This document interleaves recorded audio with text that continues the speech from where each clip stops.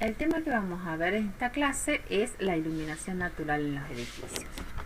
La envolvente de un edificio constituye un filtro selectivo de las influencias exteriores que permite aprovechar aquellos elementos favorables del clima y controlar aquellos que producen impactos perjudiciales.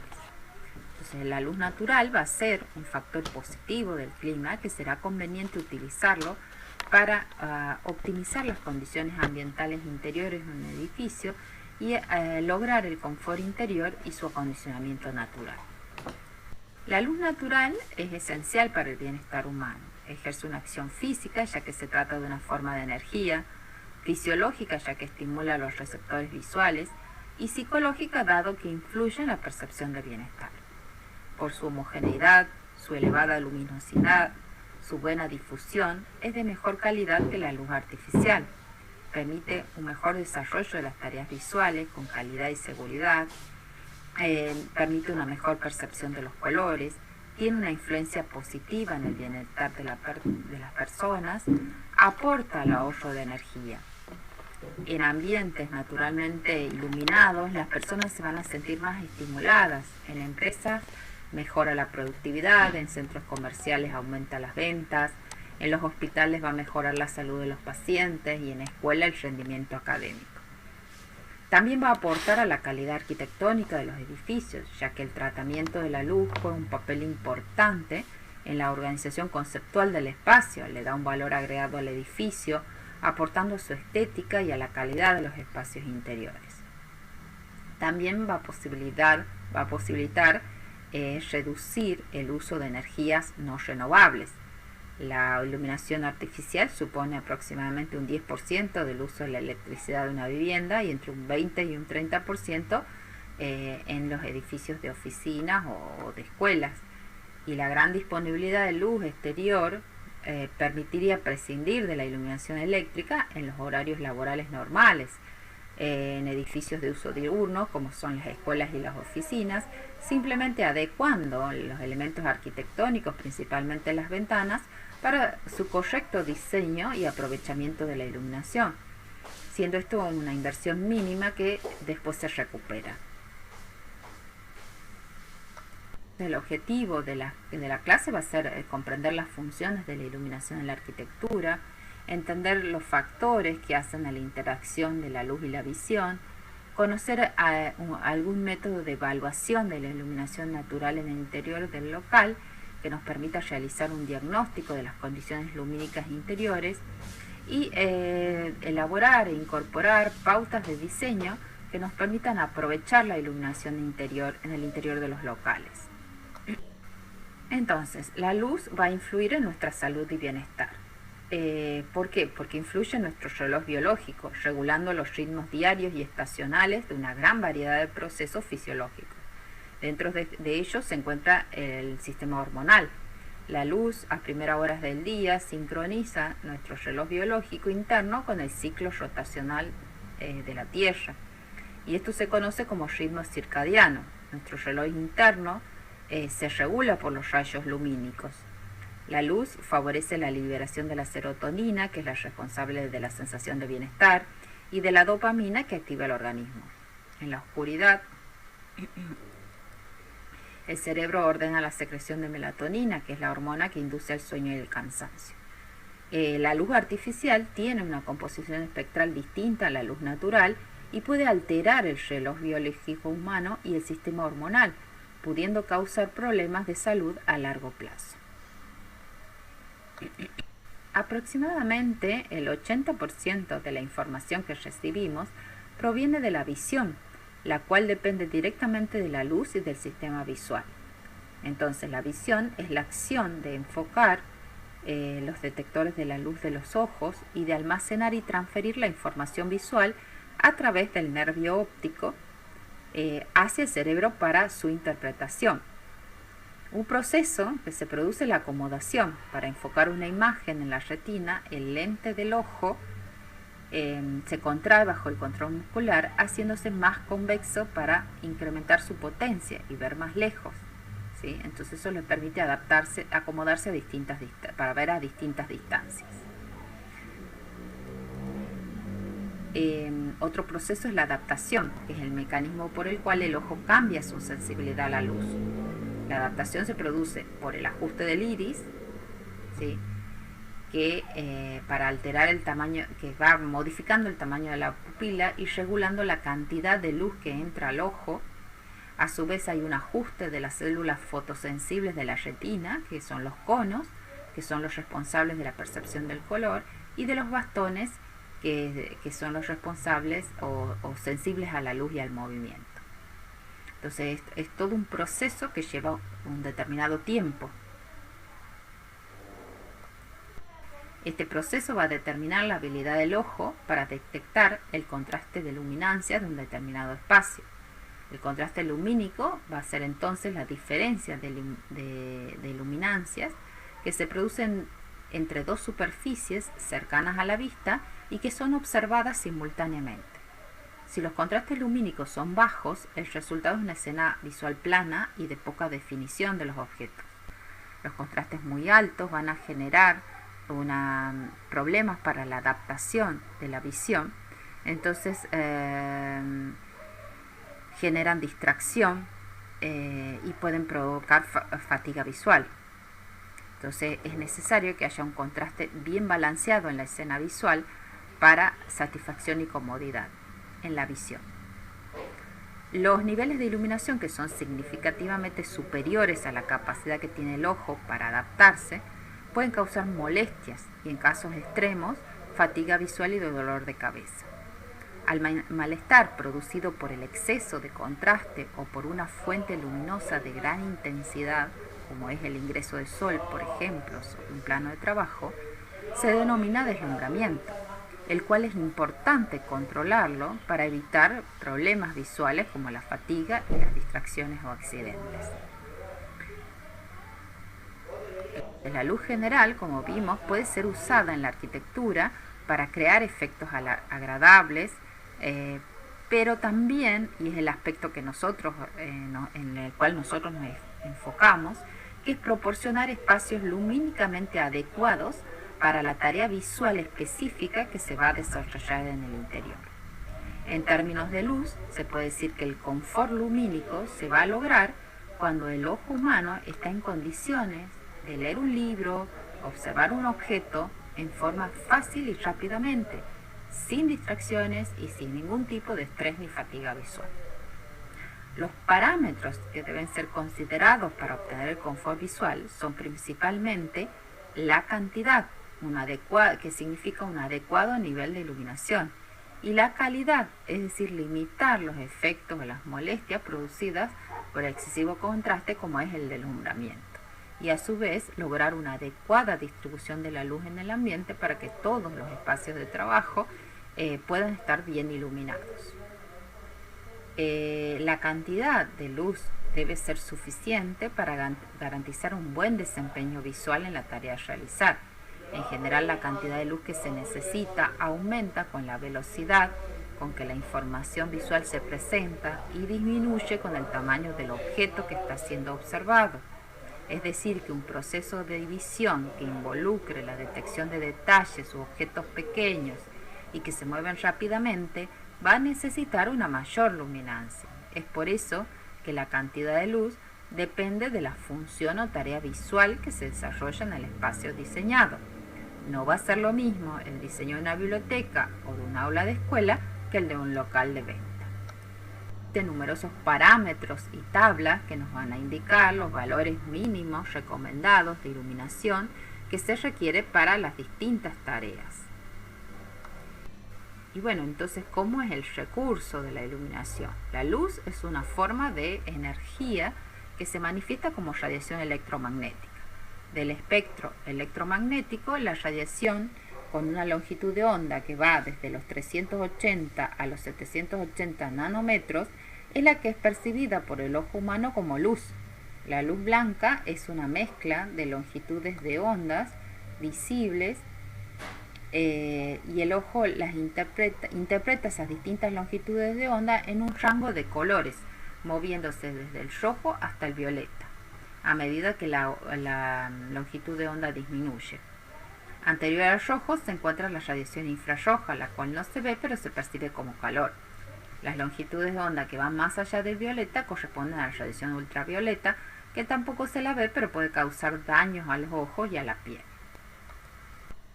Y si bien la luz es una forma de energía y la energía se mide en vatios, no toda la luz que emite una fuente, por ejemplo un foco, produce sensación luminosa. Una parte se la percibe como calor, otra como radiaciones invisibles y solo una proporción como luz visible. Por ello se usan otras magnitudes. Una de ellas es el flujo luminoso. Cuando decimos que un foco consume o tiene una potencia entre 9 y 13 vatios, solo una parte de esa potencia se convierte en luz visible y esa parte es la que se denomina flujo luminoso. Entonces, el flujo luminoso es la potencia emitida en forma de radiación luminosa a la que el ojo humano es sensible, y la unidad en que se mide es el lumen. El flujo luminoso es la cantidad de luz que emite una fuente de luz en todas direcciones en el espacio. Pero para conocer cómo se distribuye el flujo luminoso en el espacio se utiliza la magnitud de intensidad luminosa. Entonces la intensidad luminosa va a ser el flujo luminoso emitido por una unidad de ángulo sólido en una dirección determinada. Y la unidad en que se mide es la candela. El concepto de iluminancia, que es otro concepto, lo podemos ver cuando iluminamos una superficie con una linterna. Si esa superficie está cerca de la linterna, se ve un círculo pequeño fuertemente iluminado. Si la linterna está más alejada, el círculo es más grande y la luz más débil. Entonces la iluminancia será el flujo luminoso que recibe una superficie. Y la unidad en que se va a medir es el lux, que son lúmenes por metro cuadrado de superficie.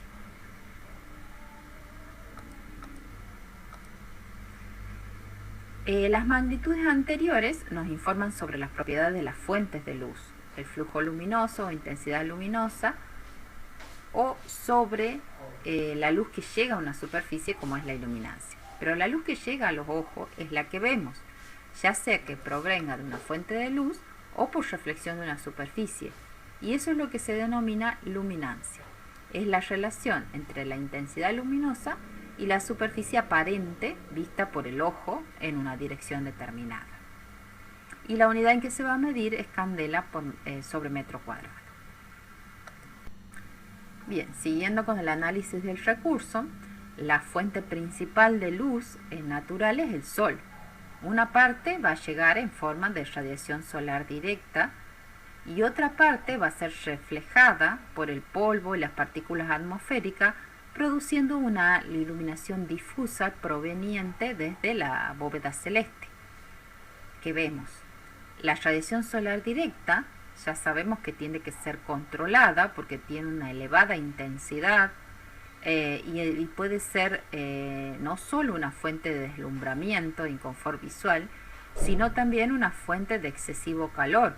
Por eso es que hemos diseñado en los prácticos anteriores las protecciones solares, para evitar su incidencia en el interior del edificio y el sobrecalentamiento. Entonces, para la iluminación lo que se va a utilizar es la luz difusa proveniente de la bóveda celeste, que tiene una menor intensidad, entonces más apropiada para iluminar los ambientes, ya que no va a producir sobrecalentamiento. Pero las posibilidades de aprovechamiento de la luz van a depender de las condiciones climáticas predominantes en una localidad y que nos van a permitir tomar decisiones de diseño adecuadas y apropiadas a la localidad que estamos analizando. Estas condiciones van a determinar el tipo de cielo predominante, el cual puede ser cubierto, es decir, que tiene un 90% de nubes, el sol no es visible, y tiene una iluminancia aproximada de 5.000 luxes. En esta situación, la totalidad de la bóveda celeste constituye la fuente de luz natural y su luminosidad permite un adecuado nivel de iluminación en el interior. La luz, en este caso la bóveda celeste es más luminosa en el cenit, o sea en ángulos elevados, y menor en el horizonte. Si el clima es frío, se pueden disponer aberturas cenitales para iluminar, pero si el clima es cálido, se deben disponer ventanas laterales con protecciones, ya que para evitar el sobrecalentamiento. Las bóvedas celestes semicubiertas tienen entre un 30 y 90% de nubes y es muy difícil de predecir por la alta variabilidad que presenta. Luego tenemos las bóvedas celestes despejadas, que presentan una nubosidad menor al 30%, pero sí presenta una intensa radiación solar, ya que el sol siempre está presente en el cielo. Es más luminosa en el horizonte que en el cenit. Y si el clima es cálido, es conveniente utilizar ventanas pequeñas que limitarán el ingreso de luz y aprovechar como fuente de luz la que se refleja en las superficies exteriores. También ventanas altas que conduzcan luz hacia el cielo raso, difundiéndola para lograr una buena distribución de la iluminación. Entonces, así que el servicio meteorológico nos brinda información del tipo de cielo de las localidades y que nos indica el número de días para cada mes en que el cielo está despejado, que sería la valla blanca, semicubierto, o que sería la valla celeste, o cubierto, que es la valla azul. Entonces así podemos ver que en localidades como Río Gallegos, prácticamente durante todo el año, predominan los cielos con presencia de nubes, ya sea cubierto o semicubierto. En Tucumán también se puede observar que para la situación de verano, ¿sí?, predomina el cielo cubierto sobre el despejado, o sea, el cielo con presencia de nubes, cubierto o semicubierto. Y podemos observar que para la situación de primavera, invierno-primavera, hay un incremento de los días con cielo despejado. Y en una localidad más de tipo seca, de características cálidas seca, podemos observar que a lo largo de todo el año hay un predominio de los cielos despejados. Y eso ya nos permite conocer cómo es el recurso en la localidad que nosotros vamos a diseñar nuestro edificio. Lo cierto es que la luz natural es muy variable en su dirección e intensidad a lo largo del día, principalmente si las condiciones de cielo son claras. La latitud, las condiciones del cielo, la época del año y la hora del día van a determinar la intensidad y distribución de la luz que recibe un edificio. Entonces así podemos ver en este gráfico que nos está representando las iluminancias en una localidad determinada, ¿sí? Esta es una iluminancia teórica, cómo varía a lo largo de las horas del día y de los meses del año. Podemos ver que para la situación de verano, en las primeras horas del día, a las 7 de la mañana, tenemos ya un nivel de iluminancia de casi 30.000 luxes. Este va incrementándose a lo largo de las horas del día hasta llegar a su punto máximo al mediodía solar con casi 80.000 luxes. Luego vuelve a descender hasta las últimas horas de la tarde. Si observamos la situación de invierno, los niveles de iluminancia son mucho más bajos.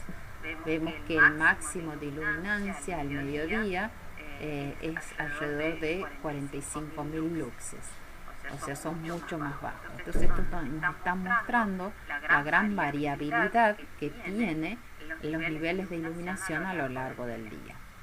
Si bien estos cambios no van a afectar a la eficiencia visual, ya que el ojo se va a adaptar a los diferentes niveles de luz, las mediciones de los valores absolutos en términos de iluminancia no van a ser indicativos de la eficiencia del edificio en relación a los niveles de iluminación natural. Para ello vamos a recurrir a otro método de evaluación de iluminación natural. Debido a que la iluminación interior de un local es una proporción de luz exterior que llega a través de las ventanas, se puede determinar el nivel de iluminación interior mediante un valor relativo que denominamos coeficiente de luz diurna. Este valor, este factor, está definido como una relación porcentual entre la iluminación total diurna, ¿sí?, en un punto interior del local, excluida la radiación solar directa, porque esa no dejamos que ingrese por el calor que puede producir, la ganancia de calor que puede producir, y la iluminación exterior simultánea sobre un plano horizontal iluminado por el total de la bóveda celeste de un cielo cubierto normal. Es decir, que es la relación porcentual entre la iluminación que hay adentro y la iluminación que hay afuera. Entonces yo puedo decir que afuera es el 100% y en el interior es el valor que me dé el cálculo. Supongamos que después de aplicar el método de cálculo, en el interior me da un 2%. Significa que si yo quiero saber la iluminancia que hay en el interior en una determinada hora del día, supongamos que la iluminancia exterior son 10.000 luxes y yo tengo en el interior un 2%, voy a tener un 2% de 10.000. Es decir, que voy a tener 200 luxes en el interior cuando en el exterior haya 10.000 luxes. O sea que el CLD no es el nivel de iluminación exterior, pero sí me va a permitir determinar el nivel de iluminación exterior. Y es un valor que me va a permitir conocer el rendimiento lumínico de un determinado local. El CLD, el coeficiente de luz diurna, tiene distintos componentes. Tiene componentes de ganancia de luz, o sea, fuentes de luz, elementos que van a aportar luz al interior, y tiene elementos que van a quitar luz. ¿Cuáles son los elementos que van a aportar luz? Por un lado, la componente celeste, ¿sí? La componente celeste va a representar la luz que llega desde la porción de cielo visible a través de la ventana, y se denomina a la relación entre la iluminación diurna en un punto interior del local debida únicamente a la luz proveniente directamente de la bóveda celeste y la iluminación exterior simultánea sobre un plano horizontal iluminado por el total de la bóveda celeste de un cielo cubierto normal. Esa es la componente celeste. Luego está la componente de reflexión externa, que vendría a ser la iluminación que proviene por reflexión de las superficies exteriores que se ven a través de la ventana. Entonces la componente de reflexión externa va a ser la relación entre la iluminación diurna en un punto interior del local que recibe luz únicamente desde las superficies externas, ¿sí?, por reflexión directa, y la iluminación exterior simultánea sobre un plano horizontal que está iluminado por el total de la bóveda celeste de un cielo cubierto normal. El otro componente que forma parte del CLD es la componente de reflexión interna, que vendría a ser la luz que proviene por reflexión de las superficies internas.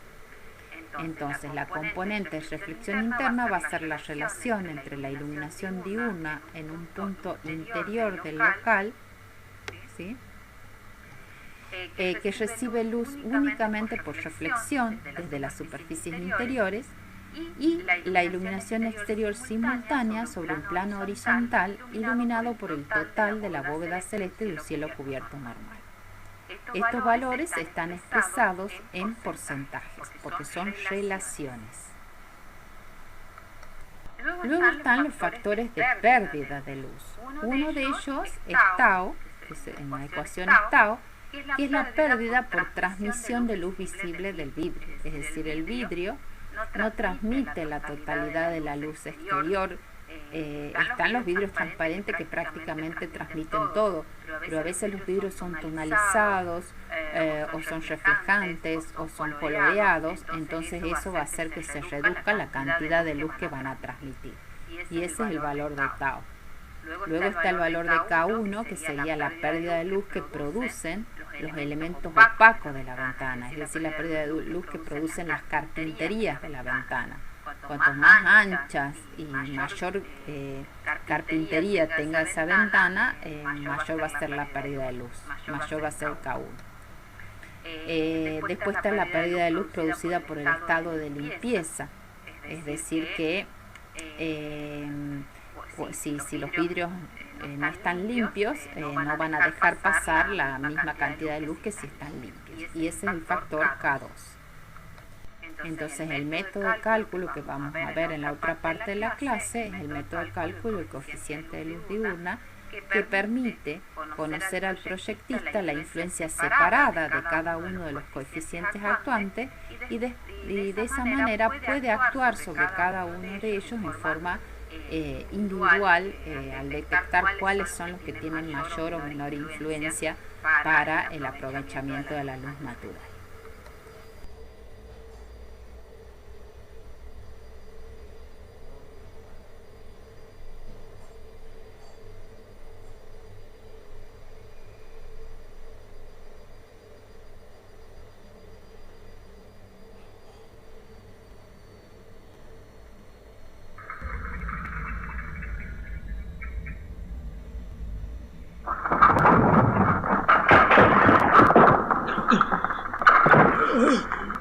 ¡Imposible!